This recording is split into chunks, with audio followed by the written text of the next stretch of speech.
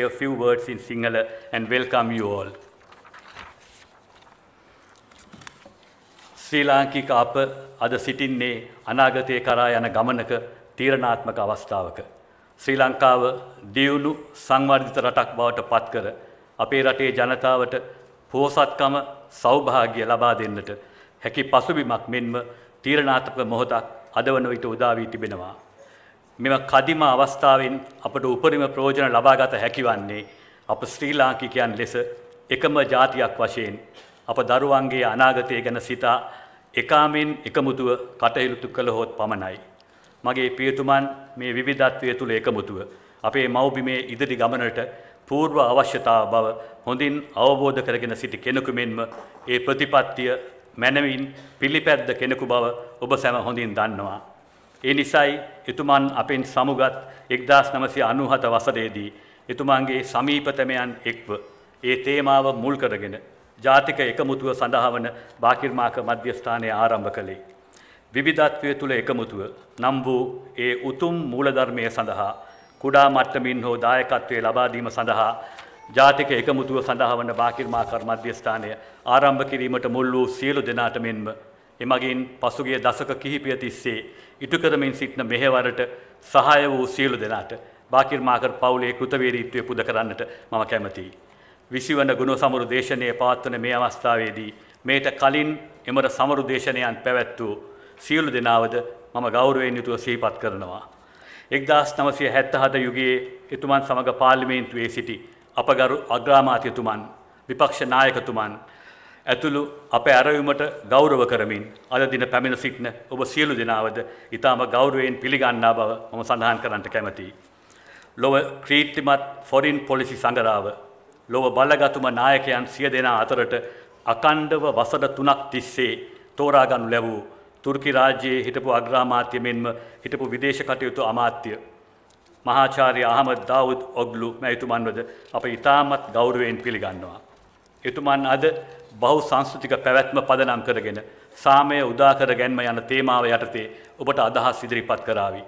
මෙම තේමාව අප සමාජයට අත්‍යවශ්‍ය එකක් මෙන්ම කාලෝචිත එකක් බව ඔබ කවුරුත් පිළිගන්න කාරණයක්. සාමය කියන්නේ යුද වාතාවරණයක් නොතිබීම පමණක් නොවේ. සාමය අර්ථවත් බව ඇතිවන්නේ එකිනෙකා අවබෝධ කරගනිමින් එකිනෙකාට ගරු කරමින් විවිධත්වය බරක් නොව සම්පතක් ලෙස සලකමින් ජීවත් වීමට අපට හැකි වූවොත් පමණයි. ශ්‍රේෂ්ඨ ඔටෝමන් ඉතිහාසයෙන් ලබාගත හැකි පාඩම් මෙන්ම ලොව පිළිගත් පරිණත දේශපාලන නායකයෝගේ අත්දැකීම් වලට සවන් දීමට අද ඔබටත් මටත් අවස්ථාව ලැබී තිබෙනවා. මෙලෙස අප සැම අමතන්නට අපේ මව්බිමට පැමිණ සිටින මහාචාර්යතුමන්ට කෘතවේදීත්වය පළ කරමින් සහ ඔබ සැම ගෞරවයෙන් පිළිගනිමින් මගේ පිළිගැනීමේ කතාව මම මෙතකින් සමාප්ත කරගන්නවා. බොහොමත්ම ස්තුතියි.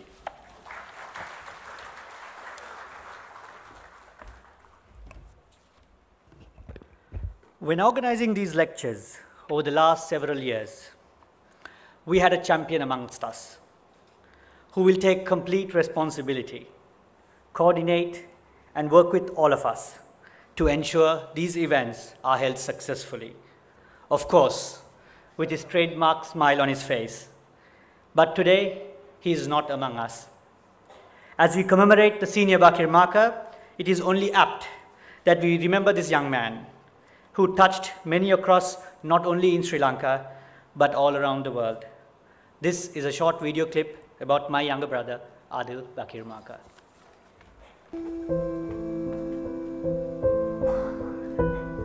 This is the journey of a young man who enjoyed the best out of his childhood, learned the most out of his youth, and gave the best he could in his adulthood. සියයට වඩා හොඳට මගේ තාත්තා කතා කරනවායි කියලා. මගේ තාත්තට වඩා හොඳට දැන් පුතාලා කතා කරනවායි කියලා. ඒක තමයි මට මේ වෙලාවට වඩා තියෙන ලොකුම ප්‍රශ්නේ දැන්. මායි මගේ සහෝදරවරුයි බේරුවලට ගියාම, කළුතර දිස්ත්‍රික්කයට ගියාම ගොඩාක් මිනිස්සු අපෙන් අහන දෙයක් තමයි අපිට කියන දෙයක් තමයි ඔයගොල්ලන්ගේ සීයා මේ වගේ පුද්ගලයෙක්.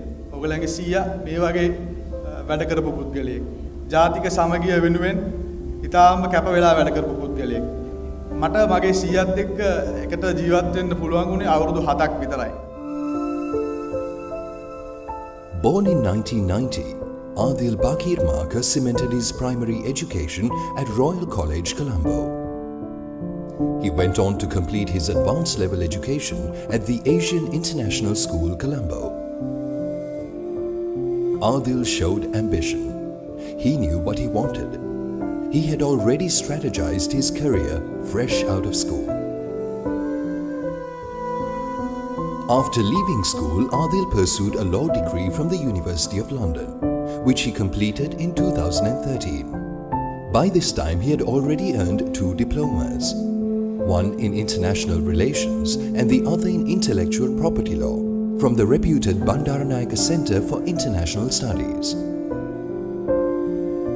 With a law degree and 2 diplomas up his sleeve, Adil entered the Sri Lanka Law College, where he passed out as an attorney at law. Throughout his period, he was shadowing his father in politics, being the pillar of support and a people's person. Adil was acclaimed for his outstanding achievements and humility.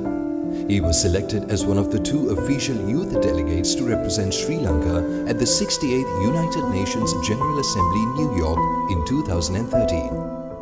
As recognized in the Lessons Learned and Reconciliation Commission report, the Youth Parliament of Sri Lanka is a platform for reconciliation and progress. It also serves as a sounding board for national lawmakers and provides a structured process for active youth participation in the national decision-making processes. He was selected out of more than 500 young leaders across the island, following an intensely competitive selection process. Adil loved challenges, and he was determined to take on another. He applied for the prestigious Chevening Scholarship. He was selected. Adil chose to pursue an MSc in Comparative Politics at the London School of Economics and Political Science. He flew off the shores of Sri Lanka to London in September 2016. At the age of 26, a month into his MSc program, Adil Bakir Markar left this world on the 12th of October 2016 in London. This is a tribute to a young man who touched many and softened many more, a man who loved the young and the old, who walked with the rich and poor, a statesman and a sportsman. සියලුම දෙනාටමත් ස්තුති කරමින් ඔබ තමුන්නාන්සලා බාකිර් marker පවුල වෙත තියලා තියෙන මේ ලෙන්ගතු බව ආදරය අගය කරමින් මම මගේ කතාව අවසන් කරනවා. බොහොම ස්තුතියි.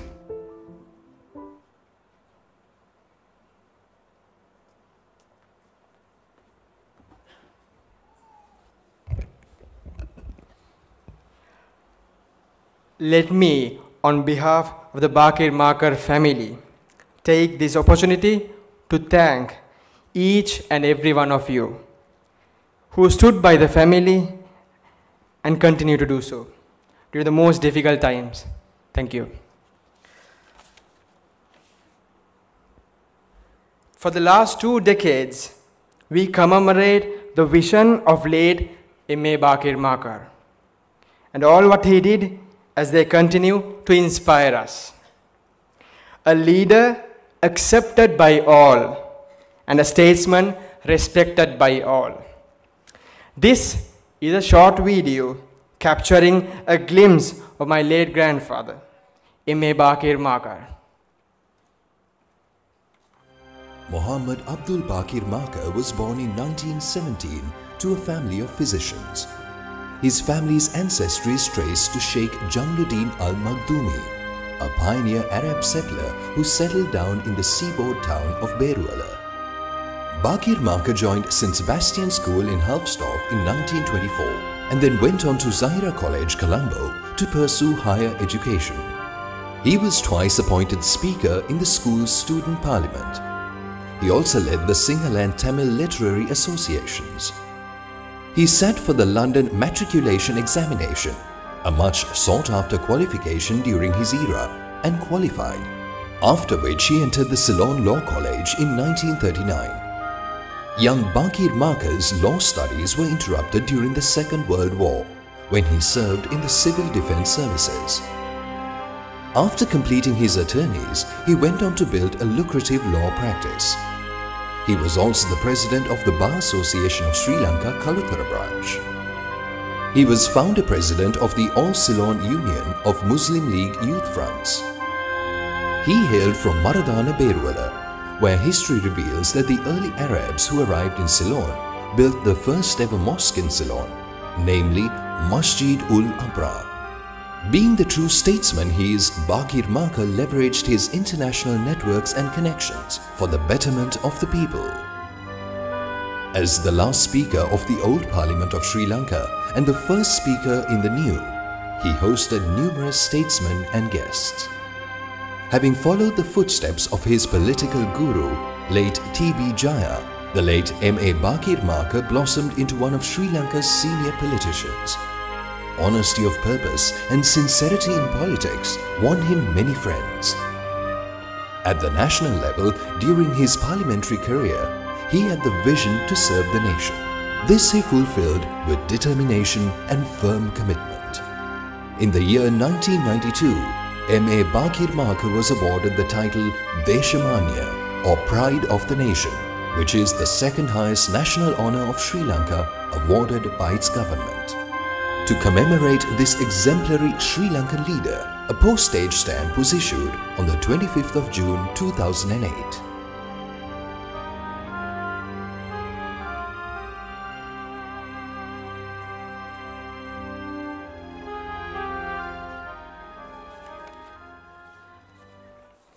Thank you. This is a reminder, if you need any interpretation devices, please contact one of our staff of Bakir Markar Center. In 1977, Deshamanya Muhammad Abdul Bakir Markar and our current Prime Minister were fellow parliamentarians. Whilst congratulating the Honourable Prime Minister on his 40th year in Parliament, let me invite Honourable Ranil Wickramasinghe, the Prime Minister of Sri Lanka, to address this gathering.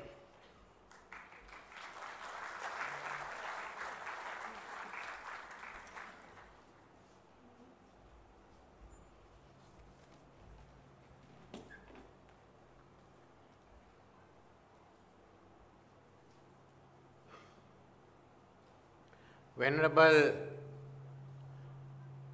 member of the Sangha, Your Excellency, Professor Ahmad Dautoglu,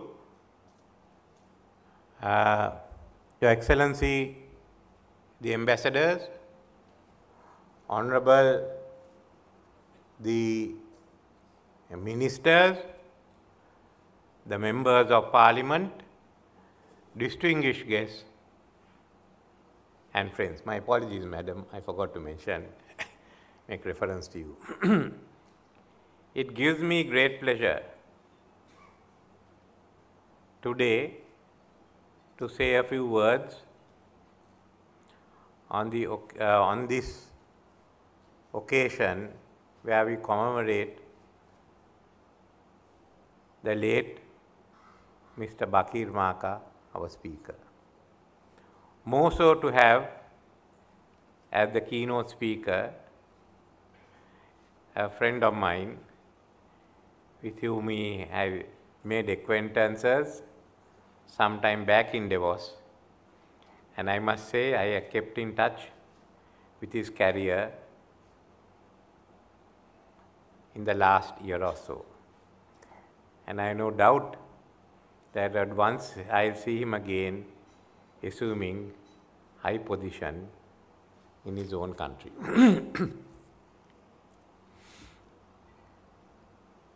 The late speaker Bakir Markar and I came to Parliament in 1977, he for the second time and me for the first time.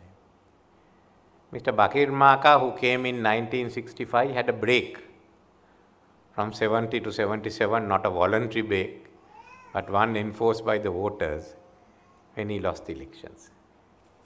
It was that time when I was a young lawyer and he was the most senior lawyer that we met, and we had the occasion to work together on many occasions. I had visited the areas, and I must say that he worked tirelessly for the victory of the United National Party, his party in 1977. He entered Parliament and he became the Deputy Speaker with the late Ananda Tissa Diyalvis as Speaker. But Mr. Ananda Tissa Diyalvis found he was more suited for ministerial office than for being Speaker. So he left in 1978, and the late Bakir Markar then succeeded him to be Speaker. He was a good speaker, an exemplary speaker. And at both times when he was out of office and when he was in his Parliament, Mr. Bakir Markar was first and foremost a citizen of Sri Lanka. Within it, he was able to practice his own religion and show respect for others. After all, Beruwala, the constituency from which he was elected, was known for its diversity. Just as much as he had some of the oldest Muslim place of worship, there's always a contest between Beruwala and Gaul as to where did the Islam religion first come in there. It is also a major center of Buddhist worship, and it contained it. And it's here, it's a one good place to see to practice coexistence. How do you ensure there is no tension? And it's one of the most difficult periods he had, I think, was during 1983, during the disturbances. Nevertheless, he always preached national unity, and after his passing away, we had this center being established to promote those ideals. It's also an occasion for which to remember his grandson and Imtiaz's son Adil, who was snatched away from us last year, and who as a young man showed very great potential. So on this occasion, I didn't want to take too much of your time, but I thought I will say a few words about national unity, and since Your Excellency will be speaking English, that I will say a few words in Sinhalese. සමහර අවස්ථාවලදී දේශපාලනයේදී අපිට හුම්කම් දෙන්න තියෙනවා සිංහල ජාතිය අනතුරේ සිංහල ජාතිය නැති වෙනවා. ද්‍රවිඩගේ අයිතිවාසිකම් නැති වෙලා තියෙනවා. කොහොමද මුස්ලිම් අපි අපේ ආගම අදහන්නේ? මෙහෙම අදහස් වෙනවා අයිතිවාසිකම් ගැන ජාතිවාදය ගැන. ඒත් අනික් අතට අපි රූපවාහිනියෙන් ක්‍රිකට් ක්‍රීඩාව නරඹනකොට අපි සියල්ලම ශ්‍රී ලාංකිකයෝ. කවුරුවත් සිංහල, දෙමළ, මුස්ලිම්, බෞද්ධ, හින්දු, ක්‍රිස්තියානි කියලා හිතන්නේ නැහැ. අනේක මම දන්න හැටියට ඕනෑම නවීන රාජ්‍යයක ඇති වෙන එක ලක්ෂණයක්. අපේ අතීතයයි වර්තමානයයි අනාගතයයි. අපි සියලු දෙනාම දන්නවා අපි නවීන රාජ්‍යයක්. අපි මෙතන ජීවත් වෙන්නේ. ඒ රාජ්‍ය තුල එක ජන කොටස් අතර, ජාතීන් අතර වෙන්න පුළුවන්, ආගම් අතර වෙන්න පුළුවන්, එක පන්ති අතර අරගල තියෙනවා. අයිතිවාසිකම් ගැන කතා කරනවා. ඒත් අපි සියල්ලම කළ යුත්තේ එක රාමුවක් තුල. ඒ රාමුවෙන් පිට අපිට ඒක සිදු කරන්න අමාරුයි. ඒ අපේ අත්දැකීම. කිසිම ආගමකට ඇත්ත වශයෙන්ම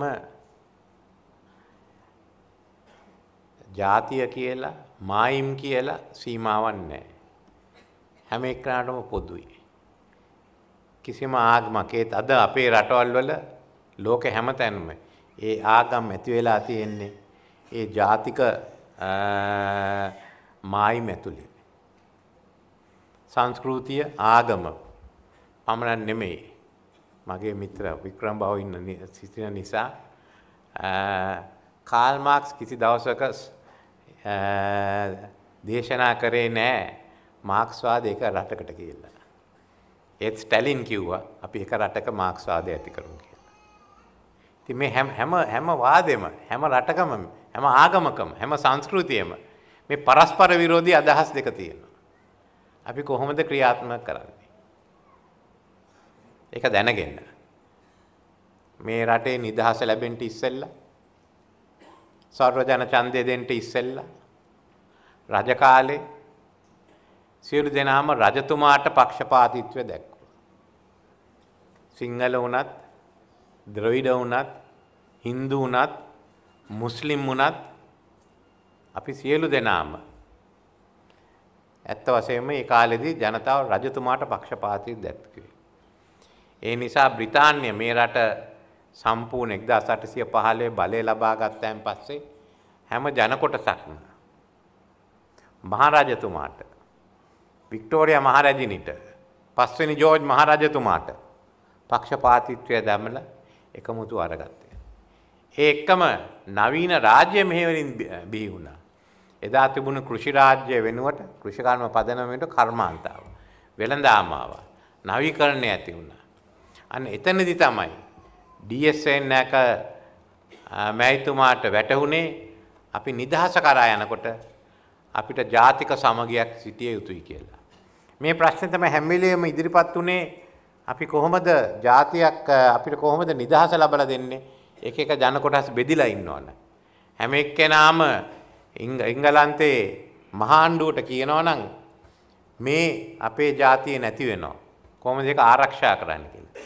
ඒ අභියෝගය තමයි එදා DSN නායක මැතිතුමා බාරගත්තේ. නිදහස යන මාර්ගය කියන්නේ ජාතික සමගිය. ජාතික සමගිය ඇති කරද්දී එතුමා කිසිවිට කිව්වේ නෑ තමන්ගේ සංස්කෘතිය ජාතිය අතහරින්න කියලා. තමන්ගේ ආගම අතහරින්න කියලා. එතුමා ඉංග්‍රීසි භාෂාවෙන් කිව්වේ 1946 එක්සත් ජාතික පක්ෂය ආරම්භ කරද්දී a new Ceylonese nation is born. නව ලාංකික රාජ්‍යයක් දැන් බිහි වෙලා තියෙන්නේ. අන්න එතන එතුමා කිව්වේ නෑ සිංහලයන්ට සිංහල අනන්‍යතාවය නැති කරන්න කියලා. ඒක වලලලා දාන්න කියලා. ද්‍රවිඩ ජනතාවට කිව්වේ නෑ අනන්‍යතාවය වලලලා දාන්න කියලා. මුස්ලිම් ජනතාවට කිව්වේ නෑ ඒක වලලලා දාන්න කියලා. බෞද්ධයන්ට කිව්වේ නෑ බෞද්ධ සංස්කෘතිය වෙනුවට ශ්‍රී ලාංකික සංස්කෘතියක් ලබා ගන්න කියලා. හින්දු අයටවත් මුස්ලිම් අයටවත් ඒක කිව්වේ නෑ. ඒ සියල්ලම එකතු කරගෙන කිව්වේ මම සිංහලයෙක් වුණත් මම ද්‍රවිඩයෙක් වුණත් මම මුස්ලිම් ජාතිකයෙක් වුණත් මේක මගේ රට මේක මගේ මව්බිම කියලා මම ආඩම්බර වෙන්න ඕනේ. ආනන්ද සමරකෝන්ගේ ශ්‍රී ලංකා මාතා කියන අපේ ජාතික ගීයේ මොකද්ද කිව්වේ? එක මවකගේ දරු. එක මවකගේ දරු. පසුම කුමක් හරි වුණත් එක මවකගේ දරු. එහෙනම් අපි ශ්‍රී ලාංකීය එකමුතුකමයි අපේ විවිධ අනන්‍යතාවයයි ආරක්ෂා කරගෙන අපි යන්න ඕනේ. එක අතකින් අපි ශ්‍රී ලාංකේය කියලා ආඩම්බරයි. ආඩම්බර වෙන්න ඕනේ. අනික් අතින් අපි සිංහල වේවා ද්‍රවිඩ වේවා මුස්ලිම් වේවා බෞද්ධ වේවා හින්දු වේවා ක්‍රිස්තියානි වේවා අපි ඒකට ආඩම්බරකම තියන්න ඕනේ. අන්න එතනදී තමයි අපි එකතු වෙන්න තියෙන්නේ. අපි කිව්වොත් මේ රට සිංහල ජනතාවට පමණයි කියලා අපි කිව්වොත් උතුරු නැගෙනහිර ද්‍රවිඩ ජනතාවට දිය යුතුයි කියලා අපි තනියම හිතනවා නම් වැටවල් ගහ ගන්නවා නම් අපි එකට එකතු කරගෙන අනික් අයට ජීවත් වෙන්න ඉඩ දෙන්නේ නැත්නම් අපිට කිසි අවස්ථාවක ජාතියක් බවට පත් වෙන්නේ නැහැ. වැඩවසම් යුගයේත් මේවා උදාහරණ තිබෙනවා. දුටුගැමුණු රජතුමා ගැන මහාවංශයේ කියවුවොත් මාගම්පුරේ ඉඳන් අනුරාධපුරයට ගියේ සටන ඉතා දීර්ඝ සටනක්. ඊට පස්සේ ආවේ රජවරු මාගම්පුරේ ඉඳන් රුහුණේ ඉඳන් අනුරාධ ඊට වඩා කෙටි කාලෙකින්. ඒ කියන්නේ එතුමාට හැම කොනකම සටනක් කරගෙන යන්න තිබුණේ. ඒ සටන කරන්නට එහෙනම් ඒ ප්‍රදේශවල එතුමාට විරුද්ධ කණ්ඩායම් හිටියා. එලා රජුරු එක්ක හිටියේ සමහර අය. ඇත්ත වශයෙන්ම සිංහල සේනාධිපතිවරු. මම හිතන්නේ මාටින් වික්‍රමසිංහගේ රෝහිණි කියන පොත කියවනවා නම් එතනක් තියෙන ඒවැ කතාවක්. මොකක්ද එතුමා කරේ? එතුමා එලාර එක්ක සටනට ගිහින් ජයග්‍රහණය කරාන් පස්සේ මොකක්ද කිව්වේ? එලාර රජුරුවගේ ඒ අන්තිම සියල්ලම ප්‍රාවේශ සියල්ලම එක තැනක තැන්පත් කළා. තැන්පත් කළා යන හැම එක්කෙනාම එතනින් පිට යනකොට බෙර ගහන්න බෑ. ඇවිදගෙන යන්න ඕනේ. ඇයි එහෙම කිව්වේ? ඒක ක්‍රියාවෙන් එතුමාට විරුද්ධ සියලු දෙනාම එකතු කරගත්තා. එලා රජුරට එතුමා එවලේ ඇත්ත වශයෙන්ම ගෞරව කිරීමෙන් ඒ කණ්ඩායම එතුමා එක්ක හිටපු කණ්ඩායම මෙතෙන්ට අරගත්තා. ඒක වැදගත්. ඒක මතක තියාගෙන අපි වැඩ කරන්න ඕනේ. ඒ වගේ තමයි DSN නැකම එතුමත් හැම ජාතියක්ම එකතු කරගෙන ක්‍රියාත්මක කරේ. 6 වෙනි පරාක්‍රම බ්‍රාව් රජතුමා කෝට්ටේ ඉඳගෙන උඩරට රාජධානියත් ඒ වගේම යාපනයේ ඒ තිබුණ රාජධානිත් තමන් යටතේ අරගෙන මේ රට එක්සේසත් කරා. ඒත් උඩරට පාලනේ ඒ ක්‍රමවේදයට යන්න ඉඩ දුන්නා. යාපනයේ පාලනේ ඒ ක්‍රමවේදයටම යන්න ඉඩ දුන්නා. වන්නීය පාලනේ ඒ ක්‍රමවේදයටම යන්න ඉඩ දුන්නා. ඒක වැඩකඩු දැනගෙන එතුමා බලය බෙදා හැරීමේ වැඩසටහනක් විවිධ ජාතීන් තියෙන පසුබිමක ක්‍රියාත්මක කරා. අපි ඒ කාරණා දැනගෙන මේ පසුබිමෙන් යන්න ඕනේ ඒක මුතු ආයදියා. අපි හැම එක්කෙනාම සිංහල ආඩම්බරෙන්න පුළුවන් සිංහල ජාතිය මෙතෙන්ට ඇවිල්ලා මල්වතුවේ පදිංචි වෙලා තේරවාද බුද්ධ ආගම ආරක්ෂා කළ විශාල සංස්කෘතියක් ඇති කරා. ඒ ගැන ආඩම්බර වෙන්නේ සිංහලයා විතරක් නෙමෙයි. සිංහල නොවන ද්‍රවිඩ හැම එක්කෙනා මම දැකලා තියෙනවා පොණ්ඩම්බලම් රාමනාදන් වැනි කියනවා මේ ඇති කරපු රාජධානිය වගේ රාජධානියක් වෙන කොහෙවත් ඇති කරන්න බැරි වුණා කියලා අනුරාධපුර රජරට. ඒක ආඩම්බර වෙන්න පුළුවන්. ඒක ආඩම්බර නොවන හේතුවක් නැහැ. කොහේ හරි. එතන සිංහල ජාතිය අපේ බෞද්ධ ජාතිය කියන ආඩම්බර වෙන ගමන් අපිට වෙනත් ජාතීන් වෙනත් ආගම් කොන් කරන්න උවමනා නැහැ. දැන් Hindu භක්තිකයන් මෙතන ඇත්ත වශයෙන්ම ලංකාවේ තියෙන Hindu ආගමයි ඉන්දියාවේ තියෙන Hindu ආගමයි අතර වෙනස මම හිතන්නේ අපේ විපක්ෂ නායකතුමා කියයි. යාපනයේ Hindu ආගමයි හරහා තියෙන තමිල්නාඩුවේ Hindu ආගමයි වෙනස. මෙන්න ශිව භක්තිකයන්. තව කාන්නේ නැත්නම් ඔච්චර කෑ ගැහුවත් විෂ්ණු දෙවියන් අපි අදහන්නේ අපේ බෞද්ධ පන්සල් වල. කන්දේ විහාරේ දෙවිනුවර ප්‍රධාන විෂ්ණු දේවාල තියෙන්නේ. එහෙනම් මේ දෙක එකට එකතු වෙලා තියෙන්නේ. අද බෞද්ධ අපේ පන්සලක විහාරස්ථානට ගියාම එතන තියෙන කතරගම දෙවියන්ට වඳින්න. විෂ්ණු දෙවියන්ට වඳින්න. පත්තිනි දෙවියන්ට වඳින්න. පත්තිනි දෙවියන් කේරළෙන් ගෙනහල්ලා ලංකාවේ බෞද්ධ සිද්ධාස්ථාන ඇති කරේ කෝට්ටේ රාජධානිය කාලේ. යාපනයට ගෙනිච්චේ නෑ පත්තිනි දෙවියන්. අන්න එහෙම තමයි අපේ සංස්කෘතිය. අපි කතා කරොත් ලංකාවේ ද්‍රවිඩ ජනතාව ගැන ඒ Hindu සංස්කෘතිය ඉන්දියාවේ Hindu සංස්කෘතියට වඩා වෙනස්. සිංහල අපේ රටේ හැම ජනතාවම එක සමාන ලක්ෂණ පේනවා. උඩරට කඳුකරේ ඉන්න Hindu ජනතාව ඒ ලක්ෂණ යාපනයේ Hindu ජනතාවට වඩා වෙනස්. අන්න එහෙම ක්‍රමවේදයක් තියෙන්නේ. ඉස්ලාම් ආගම මෙහාට ගෙනාවේ අරාබියෙන්. අරාබි වෙළඳුන්. ඒත් මොකද්ද සිදු වුනේ?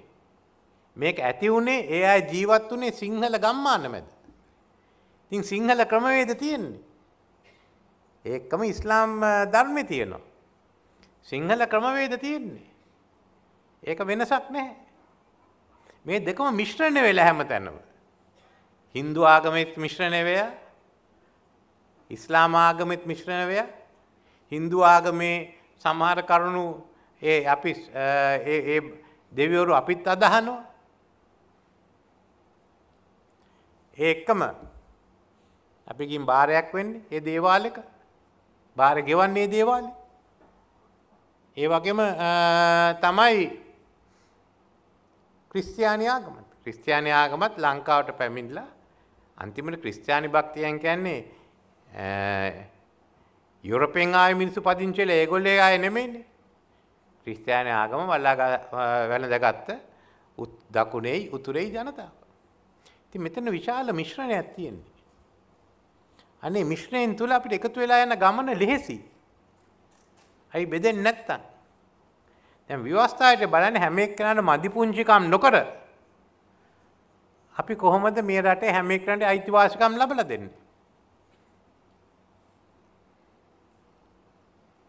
බෞද්ධ දර්ශනයට ප්‍රමුඛ ස්ථානය ලබා දෙන ගමන් කිසිම ආගමකට මදි පුංචිකම් නොකර.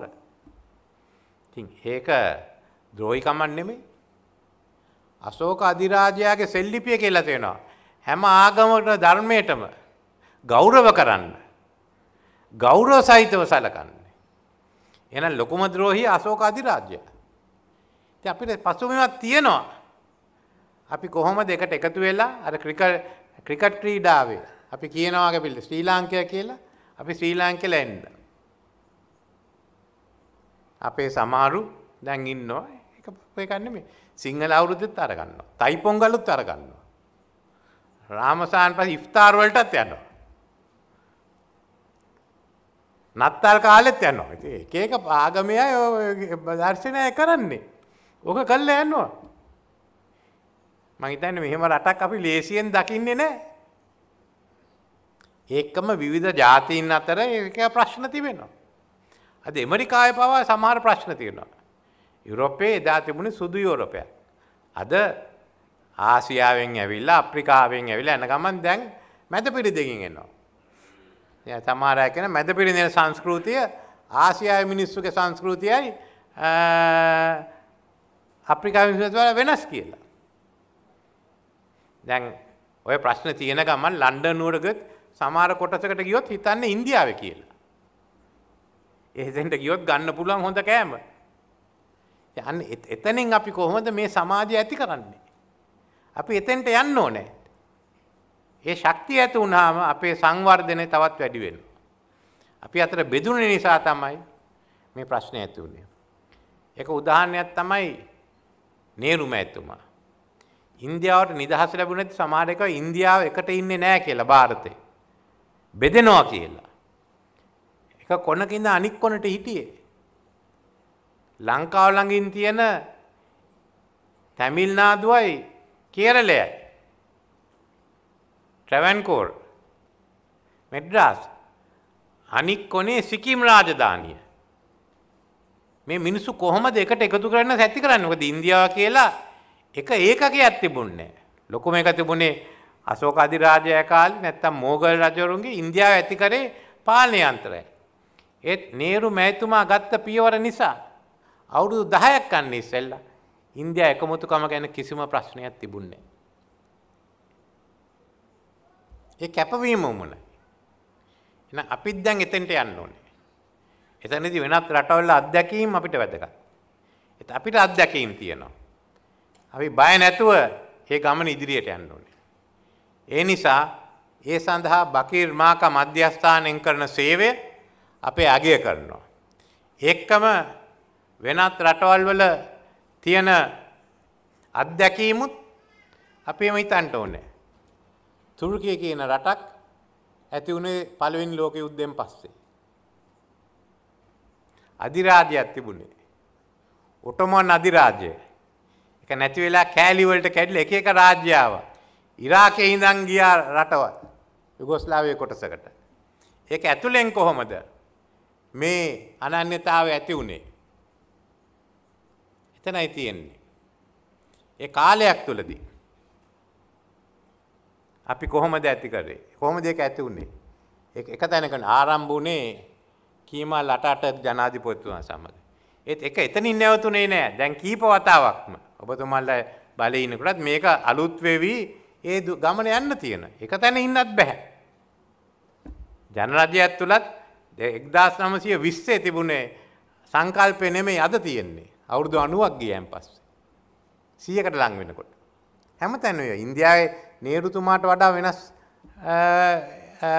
අදහස් සංකල්ප අද තියෙන්නේ. ඒත් ඒ ගමන යන්න ඕනේ. එහෙනම් අපිට අතීත ඉතිහාසයක් තියෙනවා වෙන එක රටකටත් වඩා. අවුරුදු 2000කට වඩා තනි රාජ්‍යයක් හැටියට. ඒකෙන් අපි ඉදිරියට යන්න ඕනේ. ඒ තනි රාජ්‍යයෙන් දෙන අපේ ඉතිහාසයෙන් ප්‍රයෝජනය ගන්න නැත්තම් අපි එකතු වැඩ කරපු කාලේ ප්‍රයෝජනය ගන්න නැත්තම් අපි තමයි එහෙනම් ඒ කණ්ඩායම තමයි මේ රටේ විශාලම ජාති ද්‍රෝහීන්. යුද්ධකින් පස්සේ අපි එකතු වෙලා ඒ ගමන යමු. ඉතින් ඔබතුමා දෙන්න දේශනෙන් ඔබේ අත්දැකීමුත් එක්ක අපිට දියුණු වෙන්න පුළුවන්. අපිට ඒකෙන් විශේෂයෙන්ම ලාභ ලබන්න පුළුවන් කියලා ප්‍රකාශ කරමින් මට ආරාධනා කිරීම ගැන ස්තුති කළා. මගේ වචන ස්වල්පය මම අවසන් කරනවා.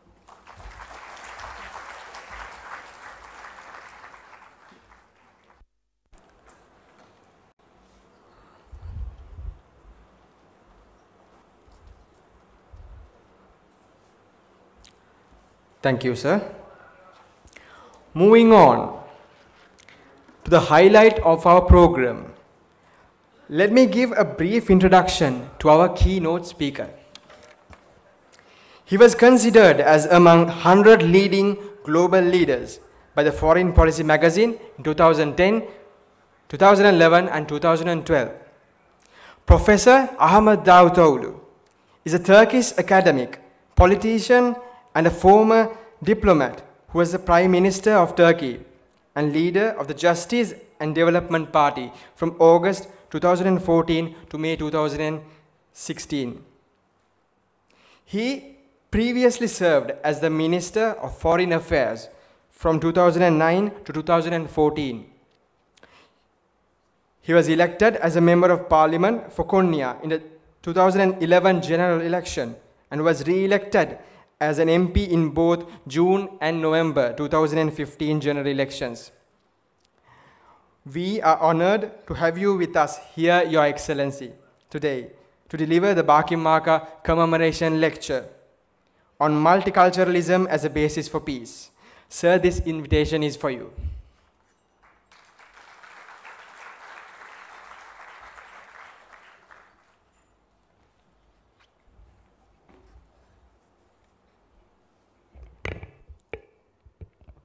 Venerable Mahasangha, honorable ministers, opposition leaders, members of the parliament, Badr Imtiaz and Bakir Markar family members and members of the foundation, ladies and gentlemen, Ayubowan. Good evening for all. First of all, I want to express my gratitude to Bakir Markar Foundation because of inviting me for such a meaningful occasion, 20th commemoration lecture. And the topic was so important, not only for Sri Lanka, for Turkey, for all humanity, multiculturalism as a base for peace. When I received the invitation from Badr Imtiaz, I instructed my team that I want to go to Sri Lanka for several reasons. First, I promised my dear colleague, Honorable Prime Minister, last year in Davos that I would be coming to Sri Lanka as early as possible. But because of several hectic programs, I was not able to come when I was Prime Minister. But if you promise something, you have to fulfill. So I decided to come. I had a special interest on Sri Lanka for different reasons. First of all, as an academician, I was interested, especially in this part of the world, to understand civilizational transformation. When I completed my PhD thesis, 1990, I received offers for academic positions from several American universities. But I decided to go to Malaysia in order to teach and in order to establish a first department of political science in Malaysia. Why Malaysia? Because I wanted to be in an environment of multiculturalism. It was not only teaching, it was also learning from the social environment of Malaysia. Malaysia was a Muslim majority country, Buddhists were living the minority, and Hindus were there. I taught in a Muslim, there were Chinese but also Muslim university. I was living in a Buddhist environment. All of my neighbors were Buddhist, Chinese Buddhists. And we were attending all Hindu festivals. It was like a learning process for me, a new horizon. When I received the invitation, I told to my wife and my daughters, my family, we will be going together. I want you to see a real multicultural atmosphere in Sri Lanka. It will be a learning process for you. And I came here with my daughters, granddaughters, and in the last 4 days, it was the best education they had in their life. So first, for multiculturalism, and even for the human history, Sri Lanka and this region is like a laboratory. You have to understand. We have to know that history did not flow in Europe forever. We have to know that history of different civilizations emerged in different parts of the world. Unfortunately, Eurocentric illusion, let me say, created such a paradigm of history as if all the other nations are periphery of history, not the center of history. Again, I want to give you one striking example which I learned during my stay in Malaysia. And in those days, I decided to come to Sri Lanka as another good example where Buddhists are majority, Muslims are minority, and Hindus are living there together. You know, in 1990, as a young academician, when I went to Malaysia, they asked me to teach history of political thought. I arrived Saturday, and the academic session started next week. I didn't have time to prepare any curriculum. I prepared a course and went to the classroom. In my hand, I had a classical history of political thought. But when I entered the room, I was shocked. It was a good, positive cultural shock. Because in the lecture hall, there were students at least from different nations. Muslims, Chinese, Malay, Hindu, some from Africa, some from Asia. So even I had one student from Bolivia. And I took my book, Classical History of Political Thought. When I saw the classroom, I didn't give the name even. I said, I will give you my course outline next week. You know why? Because my textbook was starting with Greek philosophy, continuing with Roman Empire, then Christianity and medieval centuries, then Renaissance, Reform, then the French Revolution, and modern ideologies. There was no single Chinese thinker in the book. There was no single Indian or Hindu background, Asian background. There was no single Muslim name except Averroes and Avicenna, the Latin version of Ibn Sina, Ibn Rushd. There was no African at all. I thought if I teach this book, it would mean I am brainwashing children of several nations that they don't have any role in the history. It means they will not be having any role in the future. I said, I cannot teach this book. I cannot follow this course outline. It might be meaningful in a European institute, but not here. You know what I did? As a student, I believe that all of us are students. You may be professor, you may be prime minister, but in front of life, we are all students. I prepared a new course outline, starting with Chinese philosophy of state, Confucius, and all this tradition.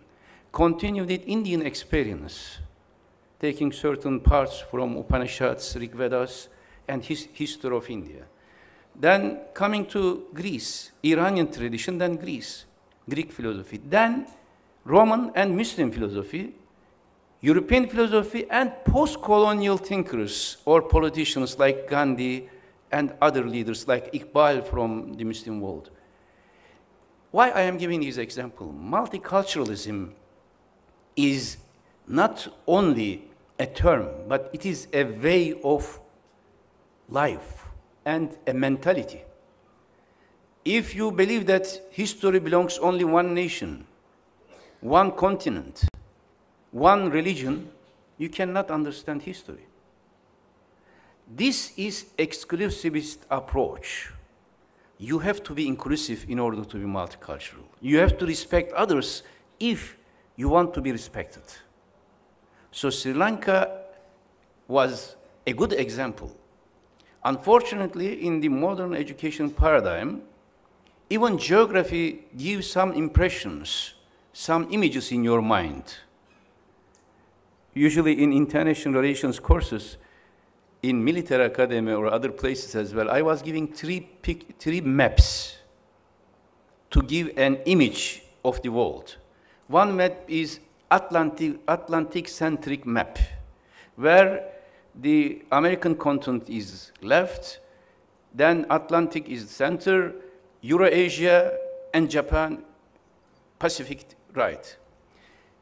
In Malaysia and East Asia, especially in Japan, they made a small operation on map.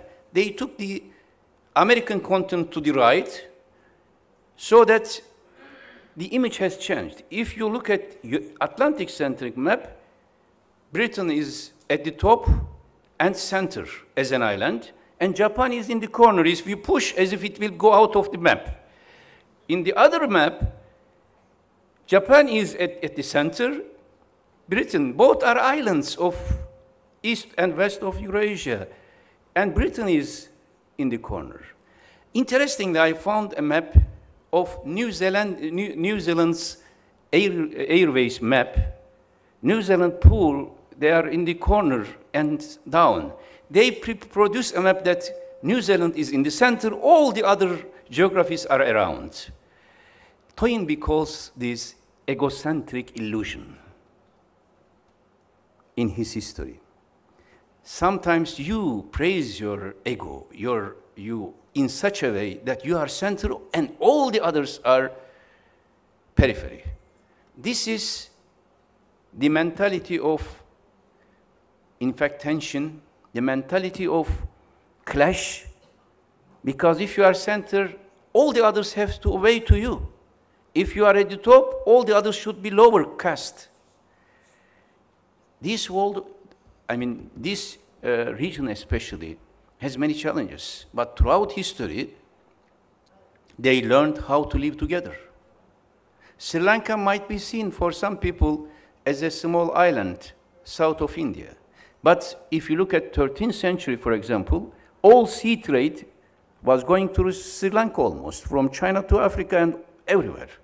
And it was center of economic activities for centuries, like Bengal region was the main textile producing country.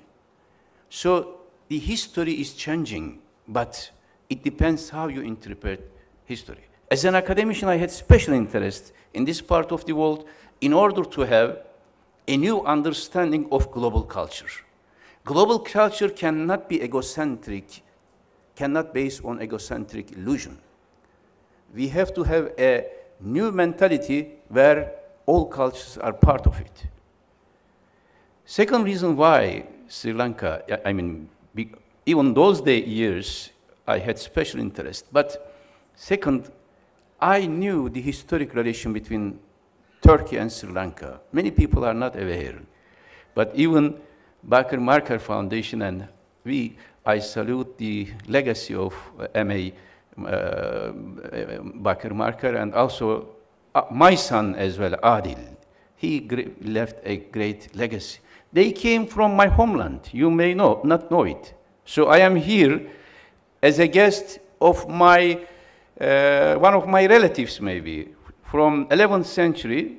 Their family background is from my hometown, Konya, Sheikh Jamaluddin. The city of Mevlana Jalaluddin Rumi, a man, a philosopher of peace, who said, whoever you are, Muslim or Christian, or other religions, come to my place. Our place is not a place of pessimism. Our place is a place of hope.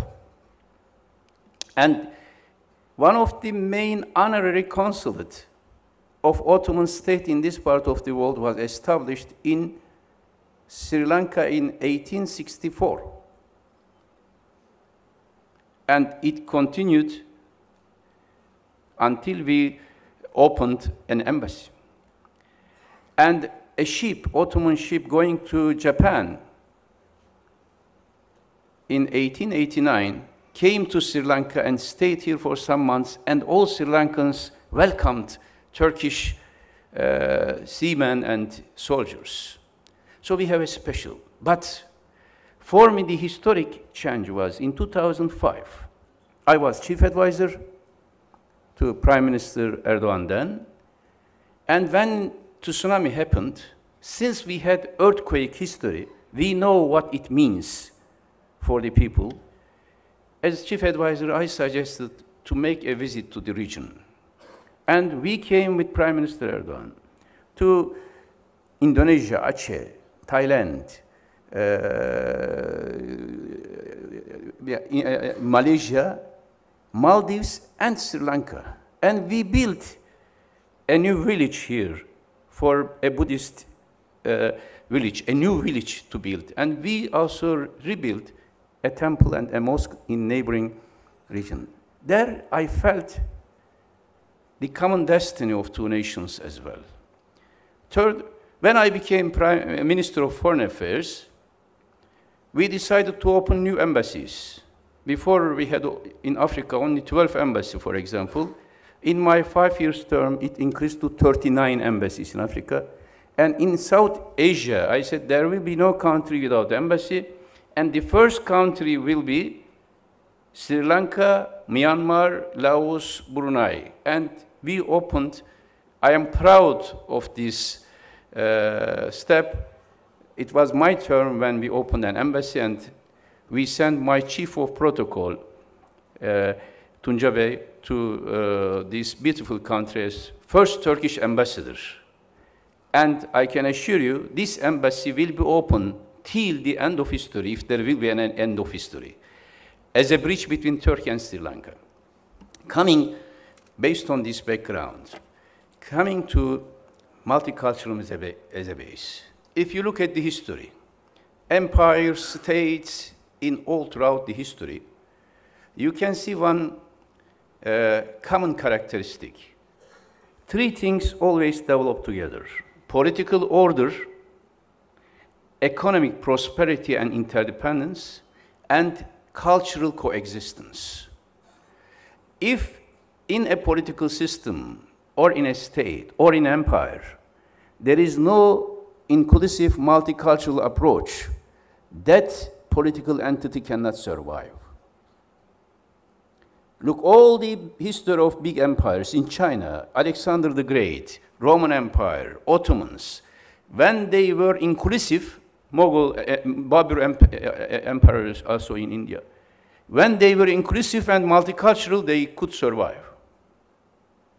When they lost that inclusivity, they cannot survive. So there is direct relation between political stability and order and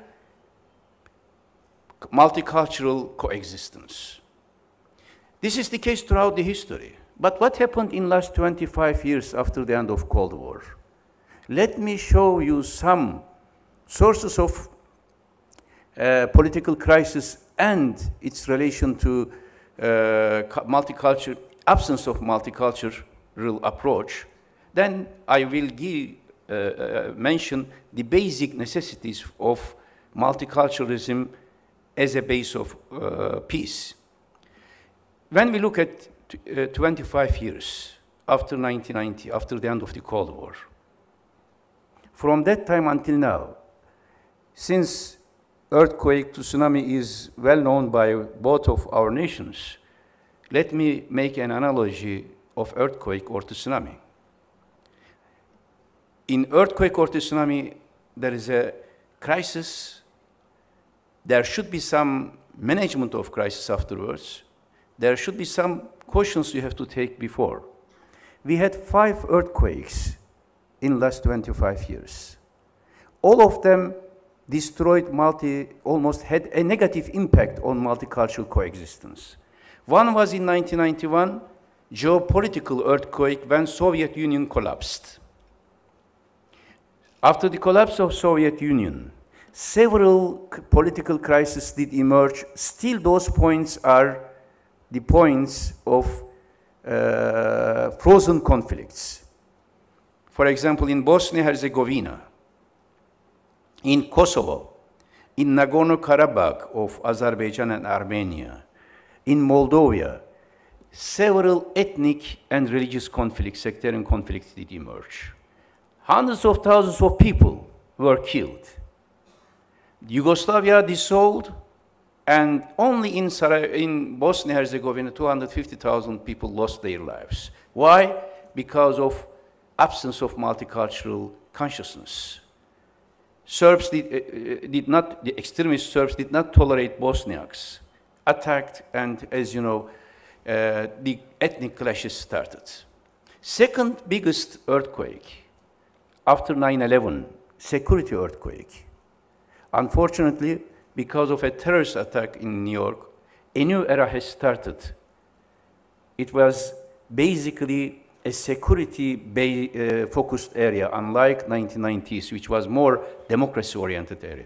And in Iraq, in Afghanistan, new wars started, and today in Iraq, you can see that multicultural coexistence, which lasted for centuries, had destroyed. Multiculturalism is a sign, the basic sign is in city life. If a city has different multicultural characteristics, which I will come to that point, then it is the base for peace. But today, Baghdad is being divided between Sunni and Shiite neighborhoods. Mosul is being called a Sunni city. Erbil is called as Kurdish city. In fact, city means cosmopolitanism. You have to live with others together. So that also damaged multiculturalism in different parts of the world, and Islamophobia has started. On one side, extremist ideologies like Al-Qaeda, on the other side, Islamophobic tendencies started to rise. Third earthquake happened during economic crisis in 2008, when economic crisis, financial crisis started, then became economic crisis, then social crisis, and millions of people lost their lives. And because of economic crisis, migration has been accelerated towards Europe, basically, and that also created an issue of multiculturalism. Today, in Europe, there is a negative attitude towards other nations, other nationalities or communities of migrants. Why? Because economic crisis in every country had a negative impact on economic resources, and they don't want to share this. And refugee issue is today at the top of our agenda everywhere in the world. Refugee means multiculturalism, if you are dealing with it. Refugees will come not from your cities, will come from other cities. And whether you will tolerate it, and this is a humanistic approach, or you will not tolerate it, then there will be a clash. Fourth biggest earthquake was during Arab Spring. Maybe, of course, Sri Lanka is a little bit far from that geography. But in Turkey, we felt it. very closely. In fact, as Turkey, we felt almost all these earthquakes from inside. And 3 million Syrian refugees, only Syrian refugees, 3 million came to Turkey. I can tell you in some Turkish cities, like Kilis, neighboring city to Syria, migrant and refugees, Syrian refugees, are more than authentic Turkish citizens. More. It is a city of around 150,000. Syrian refugees are more than Turkish citizens. How will you be approaching to them? Will you be seeing them as alien? So will you be closing your border? No, we cannot. Because these are, yes, the other side is Syria, our side is Turkey, but they are all relatives from the same tribe, from the same historic background. Even if they are not, how can we close the border? I was Minister of Foreign Affairs and later Prime Minister. Our opposition several times said, close the border. We always said, we will not close the border. We will not let people to die in front of us. Because we shared a common history, we shared a common geography. This also was a shock on multiculturalism. In Syria, in Iraq, in Yemen, in several places, sectarian identities created division among people. New regions did emerge. Arab region, Kurdish region, Turkoman region, or Sunni Shiite region, Christian region. They lived together for centuries, but they were separated. Fifth, especially this year, I am really very worried. Therefore, in last 3-4 days here, I had chance to meet with selected distinguished journalists, youth representatives, especially this morning I had a special session with, I was very impressed by youth of Sri Lanka. There were Muslims, of course Buddhists, Tamil, a mixed group. We had an excellent session of interaction. And this was a good message for me that Sri Lanka fortunately had a strong base of multiculturalism. A few days ago, when I was in Kandy, in a tea plantation with a great hospitality, I had a chance to, with my family, to participate Perahara festival, Kandy Perahara. For hours we watched. It was a learning process for all of us, but at the same time, as Honorable Prime Minister mentioned, it was a mixture of Buddhist and Hindu symbols. Even you can see, you can observe during the ceremony, no religion has developed in isolation. And also I met with Mahanayaka Malbetta, and we told about Islam and Buddhism. This is the time to have a new mentality, to have a new approach to our religion, to other religions, to our culture, to other cultures. But to be frank, not only as a Prime Minister, former Prime Minister, former Minister of Foreign Affairs, but as an academician, even more important, as a human being, I am very worried for the future of our globe. When there were bans to certain citizens of Muslim countries, when there is a rising Islamophobia in Europe, when there is extremism is increasing among religious communities, we have to be much, much more careful, and we have to be ready for the new challenges. The main concept here, which I always underlined even when I was Prime Minister in international fora, especially in United Nations, inclusivity. Unfortunately today, we are missing inclusive structures, inclusive philosophy, inclusive social life. This is the main danger. Assume that, look at UN structure. Is it inclusive? Seemingly so. In UN General Assembly, all nations are there. But who are deciding for all the crises? UN Security Council. 5 members decides for everything, permanent members. They can block anything they want. The rest are there just to give a picture sometimes. Syrian regime used chemical weapons. There was no UN resolution. Around 1 million Syrians were killed until now. 3 million only refugees in Turkey. You can imagine which type of human disaster is this, but there is no UN, single UN decisive decision by UN Security Council. That inclusivity starts from UN, but come till to the community level. What should we be doing as nations who are looking for peace? I want to conclude my speech by underlining 4 levels of multiculturalism as a base for peace. First level is community level. Community level. Second is national level. Third is regional level. Fourth is global level. On community level, the nucleus of social life, with your neighbors. How will you be acting with your neighbors? Your children, will they be seeing members of other religions or ethnicity, or will they be just in a unicultural atmosphere? For example, I am proud today, from one meeting to another meeting, I, of course, use traffic, and Colombo traffic is not as bad as Istanbul, but whenever it was slowing down, I was impressed, and this should be protected. Mosque, Buddhist and Hindu temples, and church in some places are next to each other. This is the secrecy of peace and multiculturalism. In Istanbul, for centuries, they lived together. And in many streets, today we don't have many Christians, many Jews living in Turkey.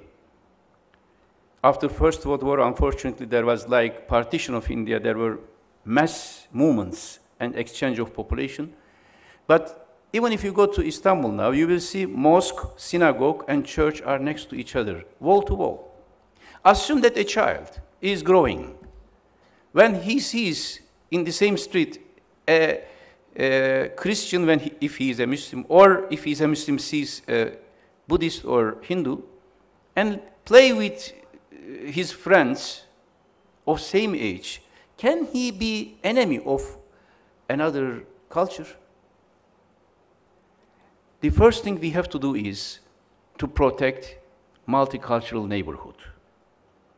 Colombo should not be like Istanbul or other cities, should not be all other cities, should not be this is Muslim part, this is Buddhist, this is Hindu, Tamil, etc.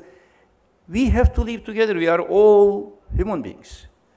And in Quran al-Karim, Allah subhanahu wa ta'ala says in Hujurat that we created you from a male and female, and we transformed you into tribes and nations so that you would know each other. Multiculturalism is something natural. I want to congratulate government of Sri Lanka and all those who contributed. In Kandy, on the way to Kandy, we had chance to visit botanic garden. My wife is doctor and she has special interest in phytotherapy. So we spent several hours in botanic garden. Excellent protection. I really admire how you protected this environment. Different types of trees, different type of flowers. Assume that the best flower is rose, best smelling flower, very nice looking. If there was only roses as flowers, would it be good for us, or would it be boring for us? Even the best thing, if you have everywhere the same thing, it would be boring. Assume that you have a nice tree in one place, and you want to have only that tree. Would there be such a rich botanic garden in Colombo? No. Richness is always in multiplicity. If there are different things in front of you and different tastes, even during lunch, we want to have different, or dinner, type of salads. Therefore, whoever looks for uniculturalism, that person is acting against nature, against creation. There will be differences.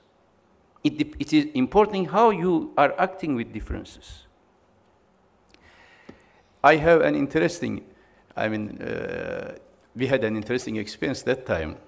People told us later, when we built Buddhist village and Buddhist temple as Turkey, and they thought, the villagers, they are Muslims, so they want to thank, but there was no embassy, Turkish embassy, no other representative of Turkey at that time. We built they went to the neighboring Muslim country, Muslim village to thank that Muslims built this for us. They had a tension before. Because of these, their relation became better. Just important thing is villages should be next to each other. Cities should be protected. After I left my office, I wrote a book. In fact, I wrote when I was traveling as Minister of Foreign Affairs from in plane. I wrote during that time. I published on cities and civilizations. All big civilizations had established multicultural cities. Without multicultural city, there cannot be civilization. This is communal level, face-to-face relation. Children should grow together. I met with some community leaders of Muslims here, and I suggested them there should be mixed schools. Muslims and Buddhists and Tamils, they should be in the same school so that then you can teach Quranic teaching or religious teaching parallel to this. That common school, like Adil, late Adil, he was so powerful and charismatic because he had interaction with several youngsters with his age. This morning I saw his friends from different religious background was praising him. This is a legacy. We have to have a special youth program, especially community level, to prepare them for the future. If we don't want to see tragedies like in Syria, like Myanmar, like Iraq, in Sri Lanka, or in Turkey or Malaysia, we have to have such a program. We will fight against terror, yes, but we will fight only terrorist groups, not the community. The community belongs to us. This country belongs to that community as well. This brings me to the second level, national level. Nation state is a modern artifact. It is good, but sometimes in traditional societies, like here in subcontinent or in Turkey, it separated people from each other. For example, Greeks migrated from Turkey, Turks came to from Greece came to Turkey, etc. So more homogeneous state structure did emerge. But the concept, uniting concept, should be citizenship. There cannot be one language, one nation, country anywhere in the world. If you want to have, you have to go like Robinson Crusoe. You have to go to an island, live alone. It is your choice. But if you want to be in a society, you have to accept that there will be different languages, different cultures, different religions and sects. Otherwise, that national unity cannot be protected. Then the question is, who is nation? Who can call, I am the nation? If you are racist, fortunately there is no racist here, you will say, I am the nation, all the others must obey to me, like Hitler time, or like caste system, that they cannot involve anything. But if nation belongs to, means a cumulative consciousness of a people, then nobody can claim that they are nation and the others are the other. Nations belong to all citizens. Nobody can claim monopoly on national unity and identity. I want to give you one example from Turkey. In Turkey, of course, the name Turkish people, etc. But maybe it might be interesting for you to know, in Turkey we have more Bosniaks than Bosnia. We have more Albanian than Albania. We have more Georgian than Georgia. We have more Chechens than Chechnya. We have more Kurds than Iraq and Syria. So therefore, whenever there is any crisis in Iraq for Kurds, they are coming to Turkey. Whenever there was crisis in Bosnia, Bosniaks migrated to Turkey. From Chechnya, they came to Turkey, from everywhere, because they think that is my motherland.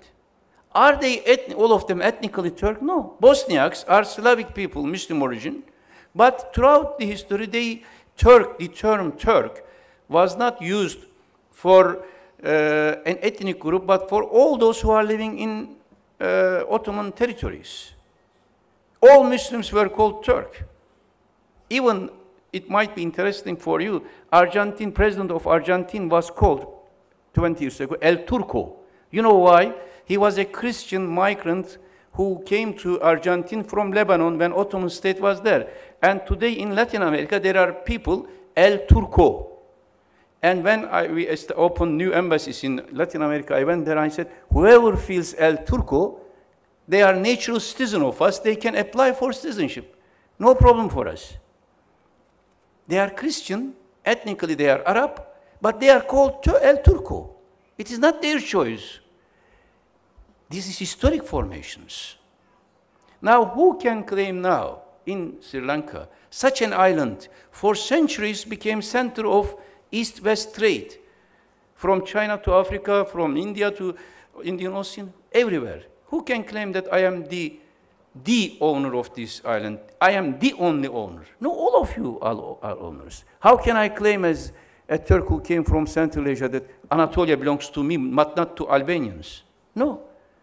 If that is such an argument, then who will be Americans? What does it mean, Americans? Where will they go back? If you ask Turks should go back to Asia, like some German racist, in Europe, some racist right-wing say Turks must go to Central Asia, leave Europe. Okay, then all of Germans, Franks, they also came from Asia. Nobody can prove that one land is being given to a nation. We should not forget that such a promised land concept of Israel has created so many war crimes against Palestinian people. Palestine belongs to Palestinians. If there are Jews living there, they are also a part of that land throughout the centuries. But if you claim this land is being given to me by God, by history, by nature, then the rest will be oppressed. National unity means all those who have citizenship identity to that particular country are equal. We had serious problem in Turkey because of this. Nationalism, patriotism is good, but it depends on how you define nation. If it is Sri Lankan nationalism, it is excellent. As Prime Minister mentioned, my dear colleague, that is a good news for the future. But if you say Sinhali nationalism, Muslim nationalism, Tamil nationalism as a way of separatism or division, then it is against national unity. So here, if you protect unity, communal level, that is the only guarantee for national unity. This is the second. The third is, before going that, for citizenship, one another concept which I always refer is important, is sense of belonging. If there is no sense of belonging, even if you give citizenship, there will be a problem. Everybody should feel a sense of belonging to the nation, to the country. When I went to Myanmar, I realized that what it means. Some people say that we are living here for centuries, but some other people say, no, you are foreigners, you have to go somewhere. And the only way is, whoever is there, give a sense of belonging. This state, who wants to survive, this secrecy is inclusivity. Even if somebody is not from the religion of the majority, or from the ethnicity of majority, give a sense of belonging. Make them proud of being member of that nation. That is the only way to keep nation together. Not by weapons, by force. You can do it for some time, but later, there will be always problem. In Turkey also we faced, for example, in military regime in 1980s, Kurdish population, they were not allowed to listen Kurdish song. Can you imagine? Kurdish is there as a language, and state thinks that this is a threat to national unity. For them, national unity means everybody must forget other languages and accept one language. As Prime Minister, in my electoral campaign, I am a Turkish origin, but in my electoral campaign in cities where Kurdish citizens are more, I spoke in Kurdish. I addressed them in Kurdish, just to show everybody that Turkish and Kurdish, or Arabic and Bosniak, all languages must be respected. No language can be isolated. And I was the first Minister of Foreign Affairs, first minister visiting all Christian headquarters of Christian sects, Armenian Church, Greek Orthodox Church, Center, Cathedral. We wanted to show that, yes, I am a Muslim, and I am proud of being Muslim. Nobody can challenge to my identity. But as Prime Minister or Minister of Turkey, I am Minister of all religions and all sects, all ethnicities. This is the sense of belonging. I remember in Germany when I visited an Assyrian church in 2012, when I was Minister of Foreign Affairs. They were so happy. They said, first time a minister came from our old country. They were migrants to Germany. I said, something is wrong here. Turkey is not your old country. Turkey is your country, will continue to be your country forever. You may left, but this is the fact. This is strength of the people, strength of the country. Assume that I have some friends here who lost their Sri Lankan citizenship and became citizens of Britain or other countries, I know, but they are assets of Sri Lanka. They should be having that sense of belonging. Third level, which I learned in practice in last 20 years around Turkey, is that without regional multiculturalism, it is difficult for you to protect national multiculturalism. For example, when I say regional, Middle East. After Syrian crisis, we realized in Turkey you cannot have a peaceful atmosphere based on multiculturalism if there is an oppressive regime next to you. In Syria, regime is in the hand, army, intelligence, in the hand of a minority, 12% sectarian minority, controlling 85% of all high positions in the system. We realized why 3 million people escaped to Turkey, because they felt insecure when the army came to their territories. Nobody should feel insecure. So for this, especially in the regions like Middle East, like South Asia, Southeast Asia, where several religions, ethnicities, sects are living together for centuries, regional context is as important as national context. If Buddhists and Muslims are fighting, let's say in Myanmar or in other, it will affect your psychology here.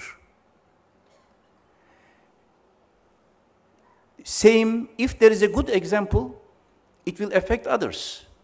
Therefore, I always use in this part of the world, Malaysia and Sri Lanka as two good examples, where I don't want to use even the term minority, communities integrated to the system, to economy.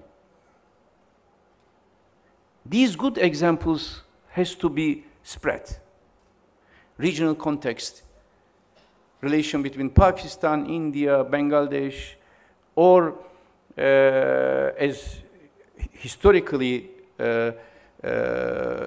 common geography and history, and Sri Lanka, and up to Thailand, all these regions, if there is a regional peace, that will affect national unity, positive sense. If there is a regional tension, the communal sense of insecurity might create tensions.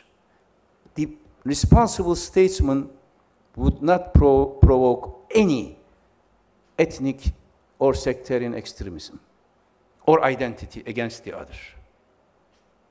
All those who made this in the past, at the early stage, they seemed they were successful, like Milosevic in Serbia, but later their end was not good, or Saddam in Iraq. There should be this regional context. Lastly, communal, national, regional, these are all important as multicultural for base, but global multiculturalism is important. I want to come back to first part of my speech. If there is a hegemonic understanding of one culture is superior than the other cultures, one religion has more right to say the truth, one race has the right to control everything, such an approach in global sense will create more and more tension. Why did we have apartheid? Why Nelson Mandela has risen up? Why Gandhi and other in Turkish War of Independence as well, Atatürk and other national leaders tried to protect their countries against this type of hegemonic approach. All of us, we are equal human beings. Therefore, we always refer to reformation of UN system. G20 should address to the economic problems of injustice in Africa. Therefore, as good example, I want to say, when we chaired G20 meeting, same time we were chairing the Least Developed Countries Summit meeting, LDC.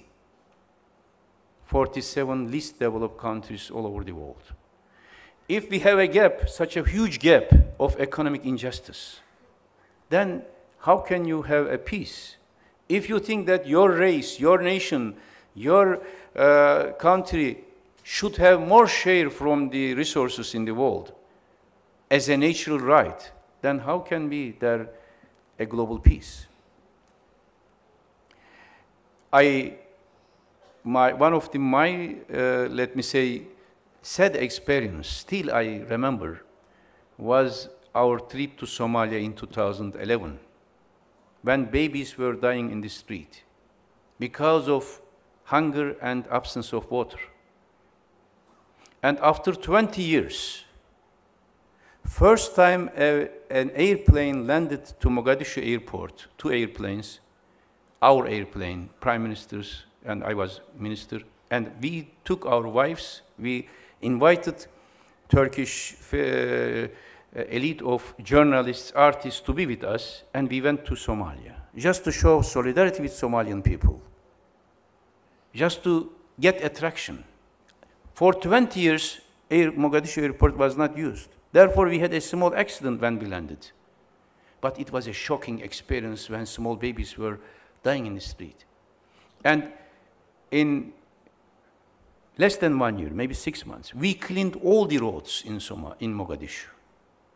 We prepared new infrastructure. And every year in our national budget, there was a special assistant part for Somalia. Until now, it continues. Why? Because if Somalia is in such a situation, or another country, how can you mention on global order, global justice, and global multicultural coexistence? What we need today in international relations is an extensive reformation of the logic of international relations and the philosophy of international relations before any other diplomatic initiative. There is a new world emerging, not by our will. and the international structures, UN, IMF, World Bank, all the others, which were established after the Second World War, cannot carry the responsibilities of today. Technology is moving very fast. And through technology, races are, in fact, interacting by internet and social media. You can easily motivate people for good things and bad things. It is up to us how we will be using this technology. And multicultural social media is increasing. There is a need of a new global order based on a new international political order, a new economic order, and a new, more important, a new cultural order. And the concept of this should be inclusivity. From a village of Sri Lanka, to the nation of Sri Lanka, to the geostrategic neighborhood, regional neighborhood of Sri Lanka, up to global system, there is a need of a new mentality. And young people like Adil, they are, in fact, they will be building. Adil is not with us today, but I am sure the spirit is with us, Brother Imtiaz. And I am grateful to Bakir Markar Foundation, both grandfather M.A. Bakir and grandson Adil. They work for the same cause, peace based on multiculturalism. And today, even this meeting, which I see different segments of Sri Lankan society here with us, is a success of this legacy. I hope this legacy will be protected, and I hope Sinhalese, Tamils, Muslims, or Christians, all of them will live together peacefully in Sri Lanka, in South Asia, and everywhere in the world. Again, thank you very much for this invitation and giving me this opportunity to meet with excellent people of Sri Lanka. Thank you very much. Istuti.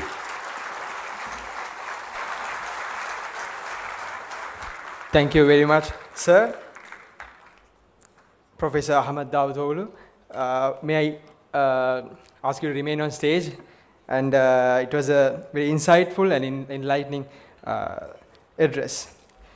Let me invite Mr. Heras Fernando, the Secretary of Bakir Markar Center, and Mr. Yasir Bakir Markar, the younger son of late M.A. Bakir Markar, to hand over token of appreciation for gracing this occasion on behalf of the Bakir Markar Center for National Unity and Bakir Markar family.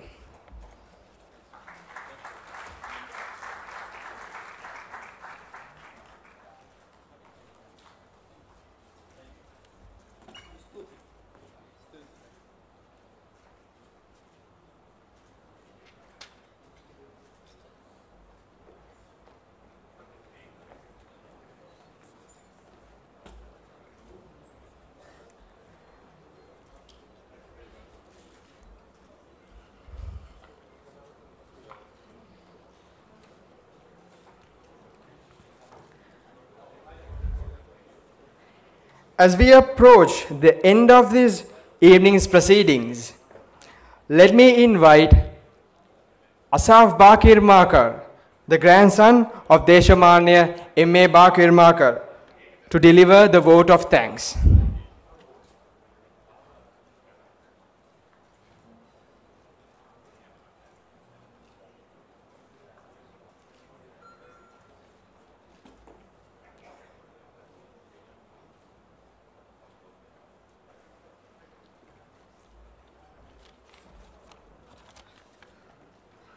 Mahasangha, leaders of faiths, Honorable former Prime Minister, Madam Dr. Sara Davutoglu, distinguished guests.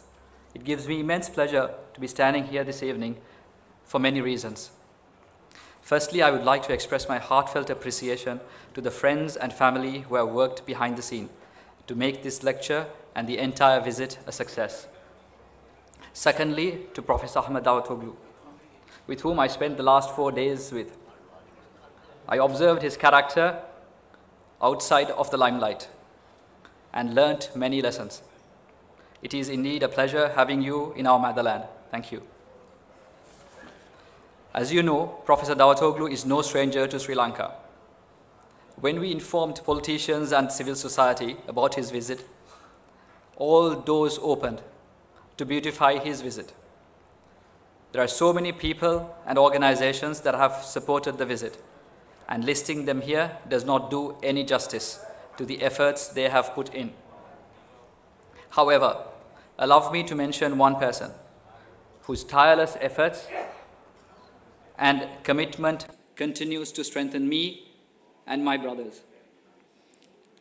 He is none other than my uncle, Ihtisham Hibatullah. My uncle's personal friendship with Professor Dawatoglu, coupled with his desire to share with the people of Sri Lanka, Professor Dawatoglu's treasure chest of experiences from global peace initiatives is noteworthy. I would also like to express my sincere gratitude on behalf of the Board of Governors of the Bakir Markar Center for National Unity to each and every one of you for honoring our invitation and being here today with us. Lastly, but not least, on behalf of the Bakir Markar family, I would like to thank all others who have helped to make this event a success. Thank you.